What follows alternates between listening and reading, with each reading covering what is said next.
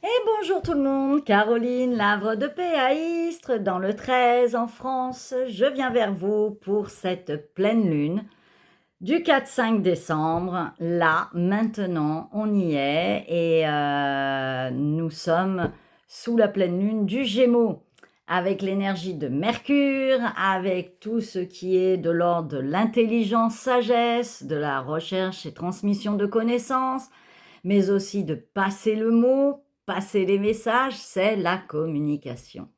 Et c'est donc l'élément R. Et donc, pour tous ceux qui me connaissent et qui ont déjà reçu des audios sur l'énergie de la communication et de l'élément R, je donne une suite pour tout le monde ici, sur la chaîne YouTube et sur tous les réseaux sociaux.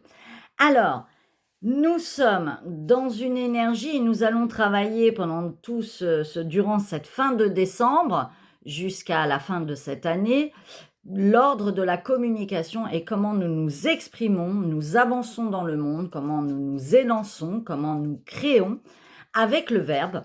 Et c'est donc une introspection sur le verbe, c'est-à-dire comment nous appréhendons la communication en général. Et donc, c'est quelque part une remise en question, et c'est d'aller voir, est-ce qu'on parle assez? Est-ce qu'on parle entre deux mots? On esquive les vraies intentions et les vraies transmissions de messages qu'on devrait faire.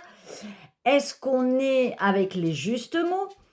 Est-ce qu'on dit vraiment tout ce qu'on pense et ce qu'on voudrait dire et ce qui serait nécessaire peut-être aussi de dire? Donc on est sur la mise en place de prendre sa place, de gérer son stress dans l'émotion, de communiquer avec autrui.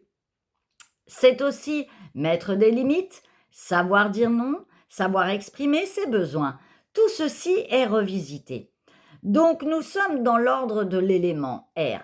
Et l'air, eh ben, j'ai pris un peu de notes parce que j'ai voulu faire un petit peu d'humour avec quelques petites phrases. Et, euh, et l'air, la communication, c'est les mots, c'est le verbe. Et donc, quand on sait bien manier le verbe, c'est qu'on a des intentions dans un sens aligné, mais qu'on a géré ces mots, M-A-U-X, à l'intérieur de soi. C'est-à-dire qu'on a su gérer déjà son mal-être, ses émotions, pour pouvoir avoir un verbe plus ou moins harmonieux. Alors, c'est mettre des mots sur les mots du corps et de pouvoir travailler les émotions en reliance avec ces mots du corps et de pouvoir justement dire de bons mots. Alors, y a-t-il des mauvais mots? Y a-t-il des bons mots? Et là, c'est ce que je vous dirais, c'est qu'il y a un air de déjà vu. Nous avons à revoir comment nous nous exprimons, comment nous ressentons et appréhendons justement cette communication, parce que beaucoup ont, je dirais, l'éducation patriarcale qui est tu te tais, respire un bon coup et laisse passer. On dit que ça me pompe l'air, mais ça, on n'en pense pas moins. Et souvent, on garde ce qu'on pense, ce qu'on ressent, et on ne transmet pas sa propre vérité. Alors, qu'est-ce que ça veut dire? Ça veut dire que nous manquons d'authenticité, nous mettons des masques pour être socialement acceptables ou familialement acceptables ou professionnellement acceptable, et nous avons tendance à retenir nos mots. Alors bien sûr, il faut être judicieux, il faut être diplomate dans ces mots et de savoir pourquoi on transmet une information. Parce que l'élément R, la communication, le Gémeaux, c'est justement aussi cette forme de sagesse et d'intelligence de pouvoir communiquer, exprimer des choses, échanger avec autrui, mais avec bienveillance, avec amour, avec gentillesse, mais en ciblant, je dirais, une forme d'intelligence communicative. C'est d'être capable de se servir de cet élément R qui donne une puissance et qui s'en va et qui transmet une information. C'est d'être capable de gérer la puissance dans laquelle nous envoyons les mots, mais aussi les mots en eux-mêmes et la syntaxe tout autour de tout ceci.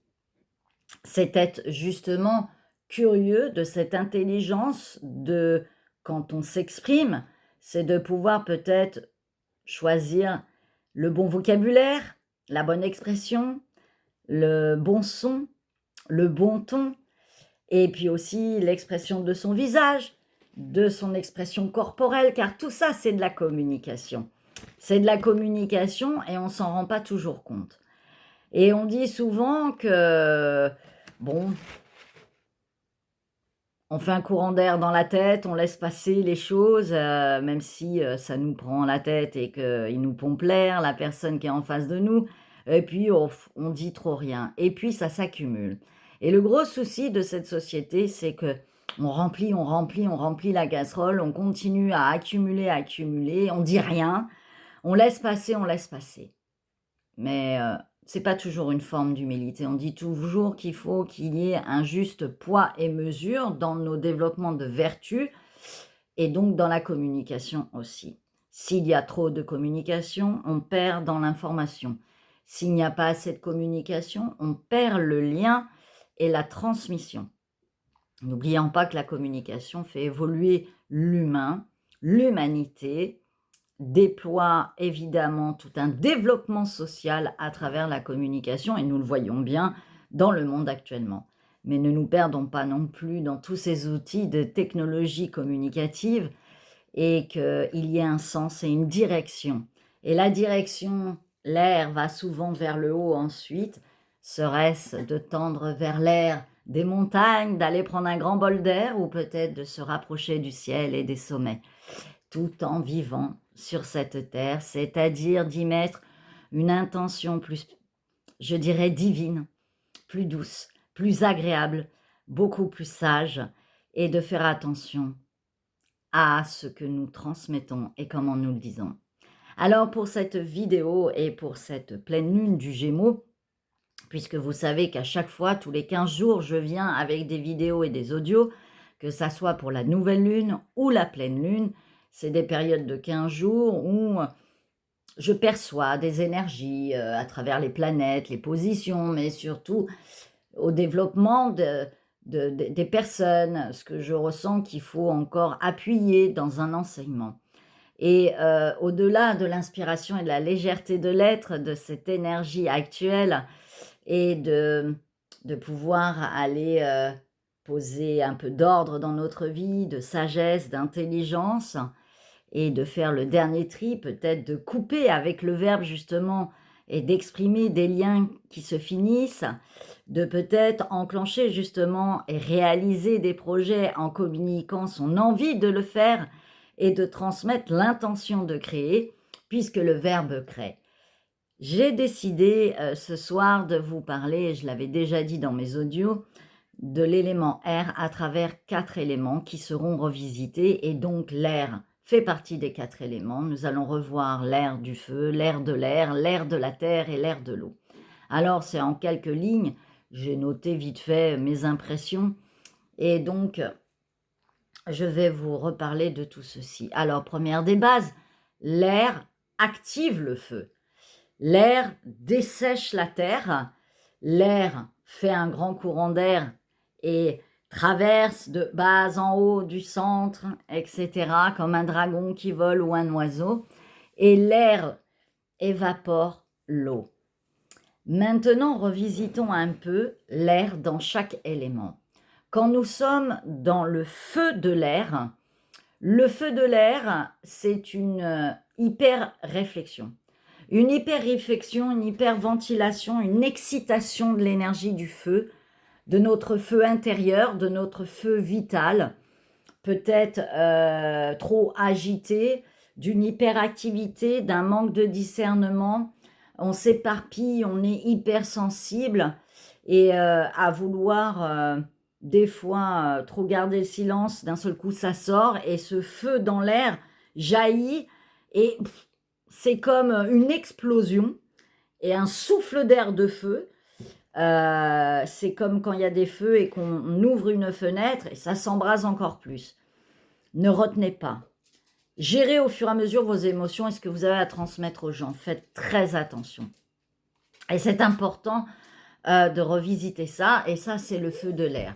Le feu de l'air, votre communication ne doit pas enclencher un feu de brousse, ne doit pas enclencher un dérangement autour de vous, ne doit pas mettre, je dirais, la panique à bord dans un lien, dans une famille, parce que vous avez explosé et vous avez lancé trop d'informations d'un coup ou que vous avez vidé votre sac. Le feu de l'air s'embrase et des fois colporte des informations qu'il aurait fallu peut-être retenir. Nos mots dépassent notre esprit, comme nous le disons, et c'est ça. Ensuite, on peut être dans une activation constante de danger dans notre communication et pas dire tout à fait les mots et en plus faire des erreurs de mots. On est dans le feu de l'air encore aussi. Et puis d'un seul coup, hop, ça déborde. Et puis bah, bam, boum, les mots qui ne devaient pas sortir sont sortis quand même. On doit vraiment poser quand même l'intention de prendre du recul et de la hauteur quand on communique et de faire attention à ce qu'on dit, sous quelle forme on le fait, dans quelle intention, dans quel rythme d'énergie on va se porter. Parce que si on est trop dans l'énergie du feu, de l'énervement, de l'agacement, ça peut faire des tumultes, voire créer des ténèbres.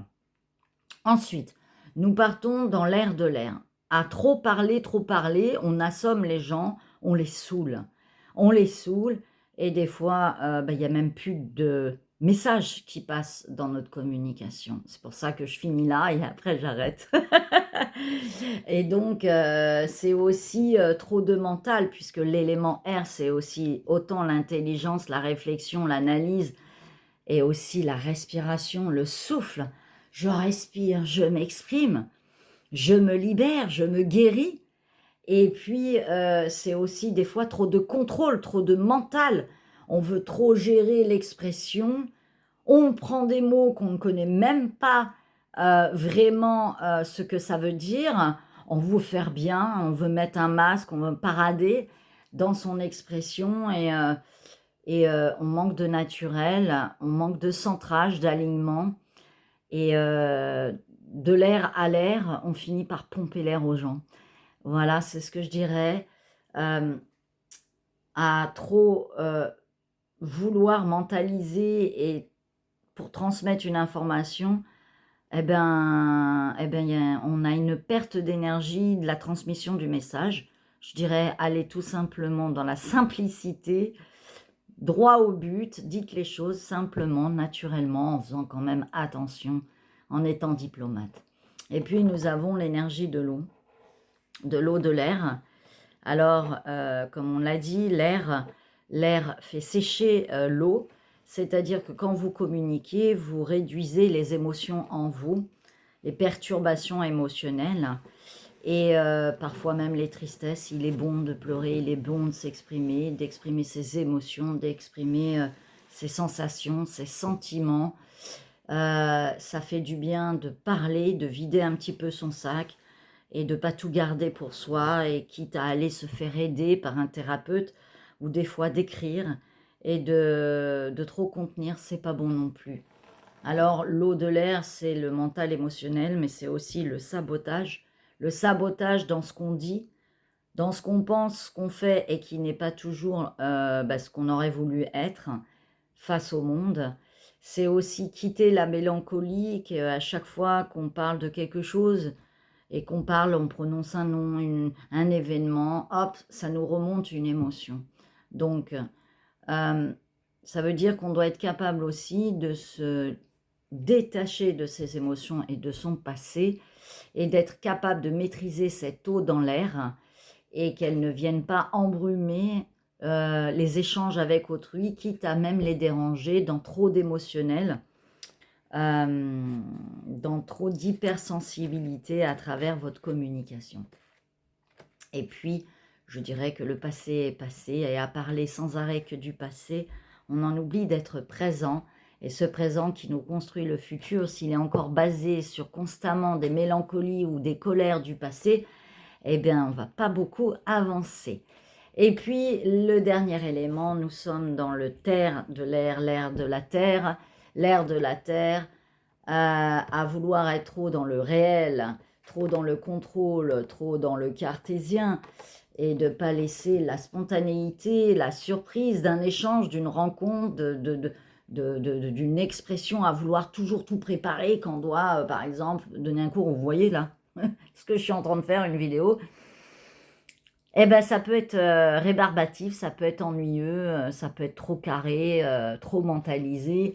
Et soyons un petit peu plus humains, acceptons nos impuretés et nos défauts et nos manques qui n'en sont pas, puisqu'on s'améliore et on progresse.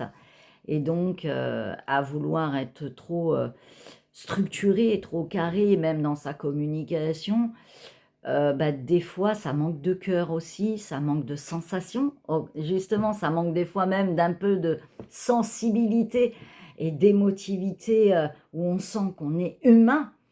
Et donc, ça exprime aussi une certaine peur et une certaine hypervigilance de vouloir tout mettre, je dirais, dans des murs, dans des cases, bien rangées, socialement acceptables et qui rentrent dans un moule. Laisser la place à la légèreté de l'être, à l'expression, aux échanges spontanés, soudains avec quelqu'un. Ah mais oui, mais moi j'ai autre chose à faire. Bah non, regarde, on vient de se rencontrer dans la rue, prends 5 minutes, on va boire un café, on va papoter un petit peu.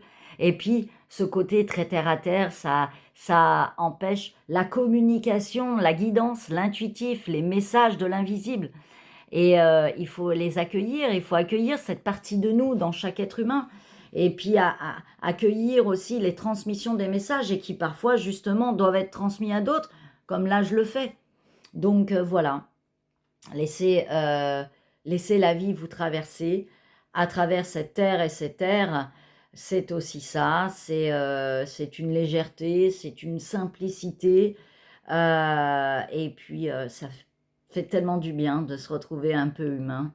Nous qui sommes dans des sociétés de portables où tout est régi par les ordinateurs, tout est programmation, soyons un peu dans la souplesse de l'esprit et dans le vécu de l'instant présent et de faire lien.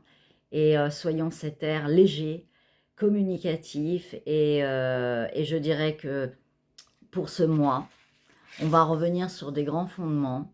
La conclusion de cette vidéo, c'est que nous passons du mental dispersé au mental dirigé, donner un sens.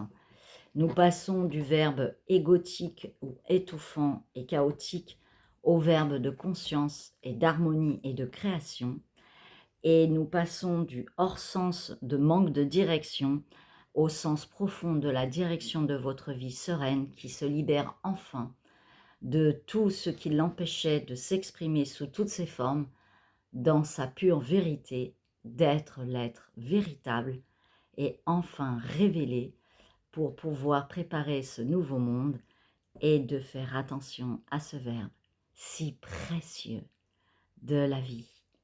Ce souffle qui nous traverse, qui est aussi l'élément air, de le préserver, de travailler vos poumons, de travailler l'ambiance de l'air de votre maison, d'aérer votre esprit de temps en temps et vos cellules et votre sang, et d'être capable que quand ça vous prend la tête, d'aller prendre un grand bol d'air dans la nature et de monter aux cimes des montagnes ou d'une petite colline, histoire de vous laisser brasser par l'air et d'être l'air, de l'air, équilibré à travers tous les éléments. Vous êtes tout ceci, vous êtes tous ces éléments. J'ai essayé de vous porter un petit enseignement et une découverte pour certains, d'autres des révisions. En attendant, je vous souhaite une bonne pleine lune et que vous puissiez vous libérer enfin de tous vos enfermements, de tous vos emprisonnements, de tous vos carcans, de tous vos croyances. Et allez, prenez un bon bol d'air. À bientôt et bonne délivrance. Je vous aime.